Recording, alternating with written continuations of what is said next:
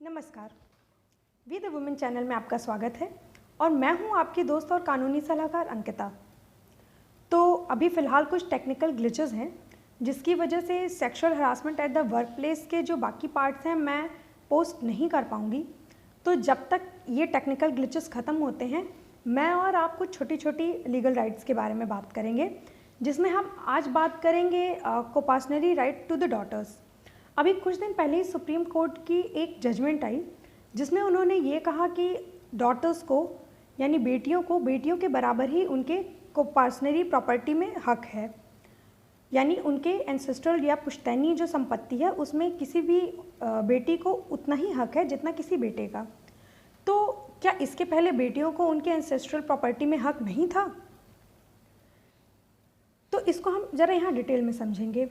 हुआ ये कि हिंदू सक्सेशन एक्ट 1956 में पास हुआ था और 9 सितंबर 2005 में उसमें एक अमेंडमेंट हुआ था। तो जब 1956 में ये एक्ट पास हुआ था तो उस वक्त औरतों को यानी बेटियों को उनके ख़ानदानी प्रॉपर्टी में हक नहीं दिया गया था बराबरी का। लेकिन 2005 में जब ये अमेंडमेंट किया गया यानी 9 सितंबर 2005 के अमेंडमेंट के बाद से उन्हें यह हक दिया गया कि किसी भी बेटी को उसके प्रॉपर्टी एंसेस्ट्रल प्रॉपर्टी यानी कोपासनरी प्रॉपर्टी में उतना ही हक है, उसी बराबरी का हक है जितना कि उस घर के बेटे का।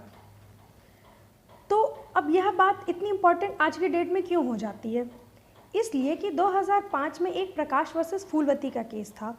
उसमें सुप्रीम कोर्ट ने ही यह रूल दिया था, यह जजमेंट पास किया था कि चूँकि पिता की मृत्यु 9 सितंबर 2005 के पहले हो गई थी, इसलिए इस केस में बेटी को बेटों के बराबर हक नहीं दिया जा सकता। यानी इस अमेंडमेंट के पहले ही पिता की मृत्यु हो चुकी थी, तो यह रूल इस पर लागू नहीं किया जा सकता।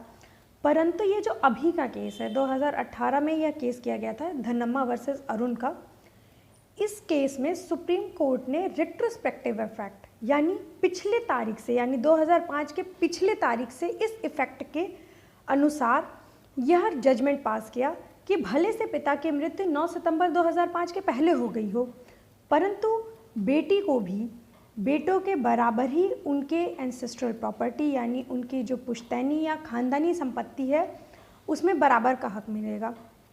क्योंकि इसमें एक लीगल वर्ड है जिसे कहते हैं कोपासनरी।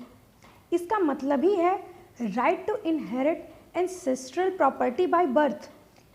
इसी शब्द की व्याख्या की गई और इसी शब्द को कंसिडर करते हुए सुप्रीम कोर्ट ने यह जजमेंट पास किया। इसीलिए यह जजमेंट इम्पॉर्टेंट है क्योंकि यह जजमेंट ना सिर्फ 2005 के बाद जिनके पिता की मृत्यु उन पे लागू होगा, बल्कि 2005 से पहले भी जिनके पिता की मृत्यु हो चुकी है उन पे भी यह जजमेंट के अनुसार यह लॉ लागू होगा। इसलिए इसकी अपनी एक इम्पॉर्टेंस है। तो आज के लिए इतना ही, फिर हम एक नए टॉपिक को लेकर मिलते हैं। तब तक नमस्कार।